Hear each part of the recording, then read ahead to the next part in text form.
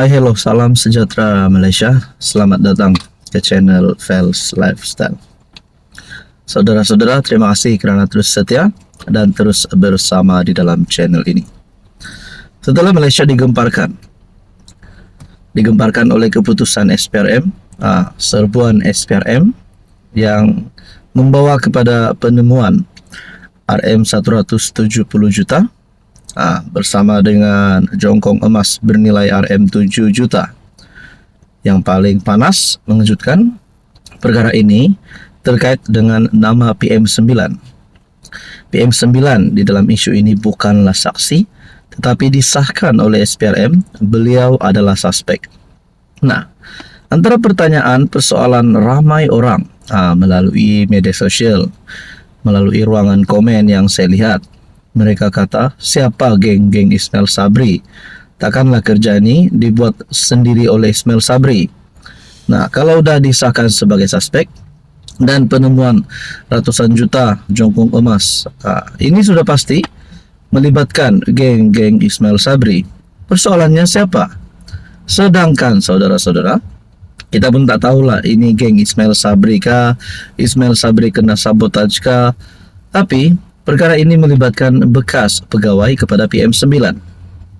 Saudara-saudara, ada satu komen yang saya nak kongsi dengan anda. Dia kata di sini melalui YouTube channel, patutlah diperintahkan untuk bubar parlimen, menolak mentah-mentah.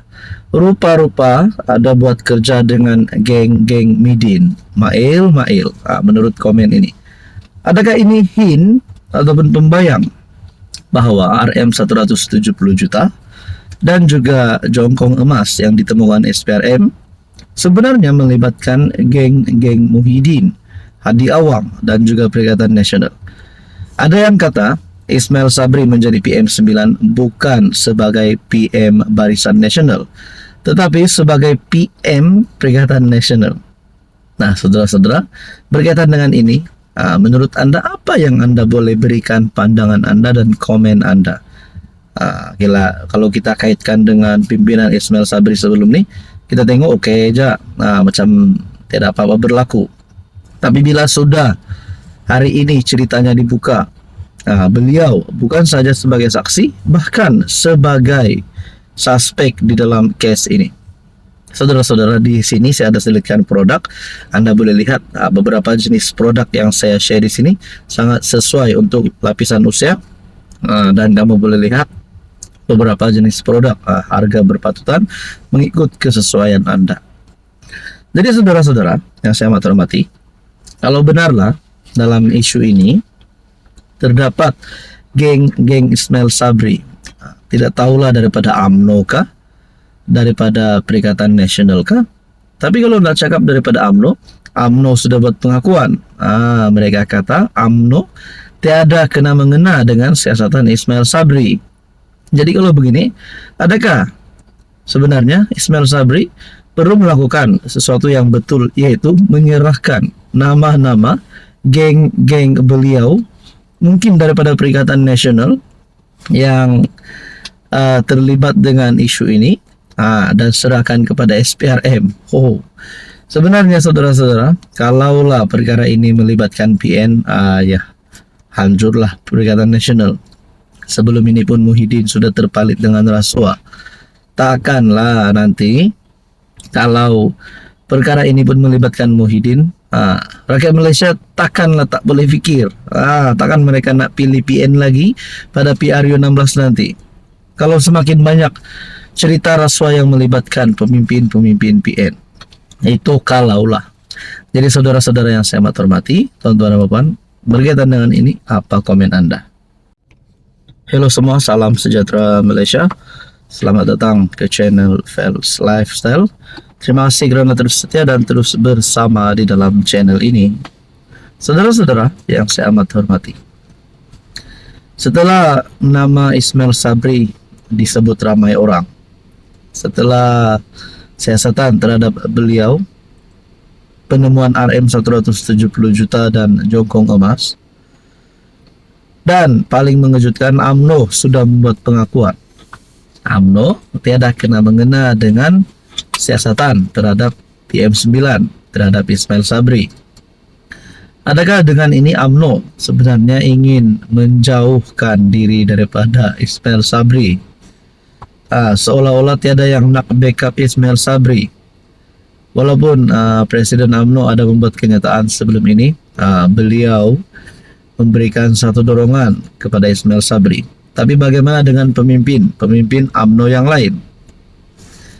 Adakah antara pilihan yang tepat untuk Ismail Sabri sebelum beliau didakwa, sebelum beliau didapati bersalah? Adakah pilihan yang tepat untuk UMNO adalah untuk pecat Ismail Sabri, untuk membuang Ismail Sabri?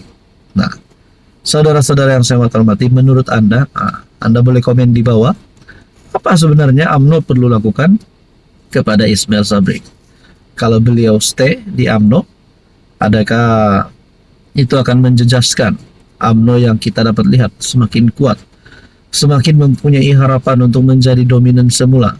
Tapi disebabkan case Ismail Sabri, pembawaan negatif case ini terhadap UMNO, adakah UMNO perlu mengelak? Itu hanya komen saya.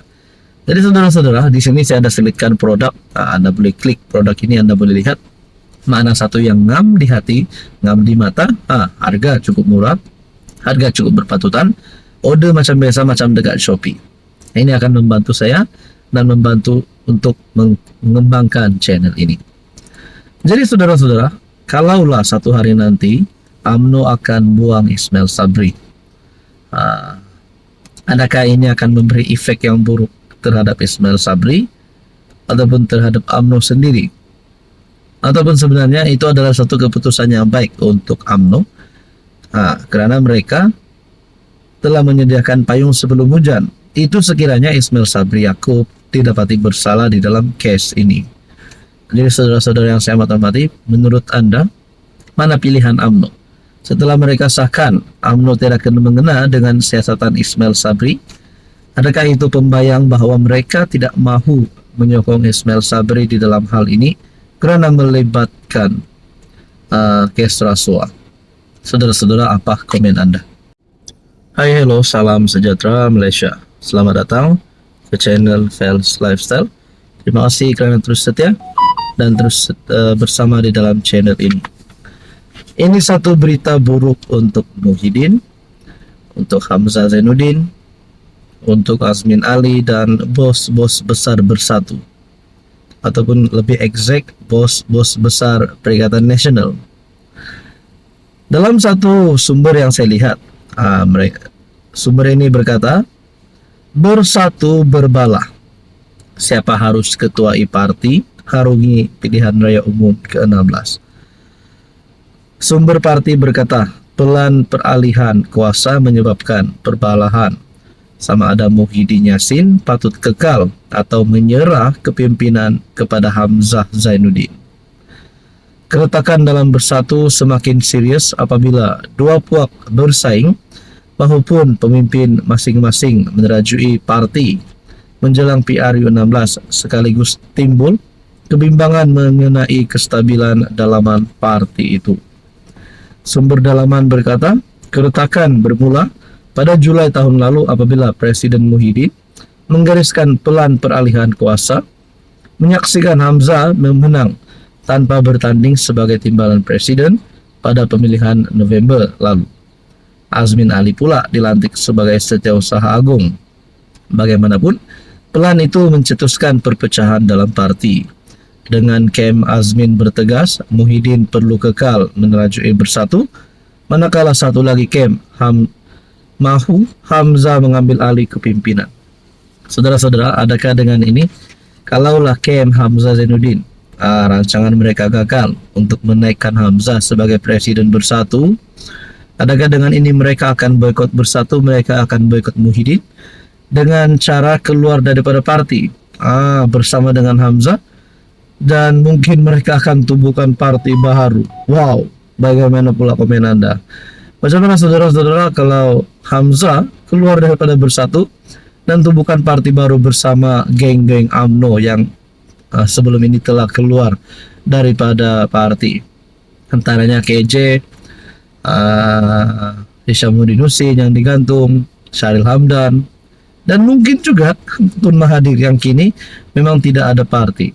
Jadi saudara-saudara yang saya hormati, tuan-tuan dan puan, bagaimana yang akan berlaku kepada Bersatu?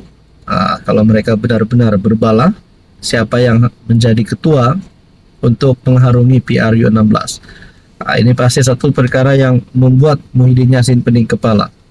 Tuan-tuan dan puan yang saya hormati, adakah ini membawa kepada satu keretakan besar, bukan saja untuk Bersatu, tetapi untuk Perikatan Nasional? Kalau sudah sampai dua camp Muhyiddin dan camp Hamzah Zainuddin, mungkinkah ini menjadi penyebab kepada Bersatu akan bubar? Walaupun saudara-saudara, kita nantikan saja.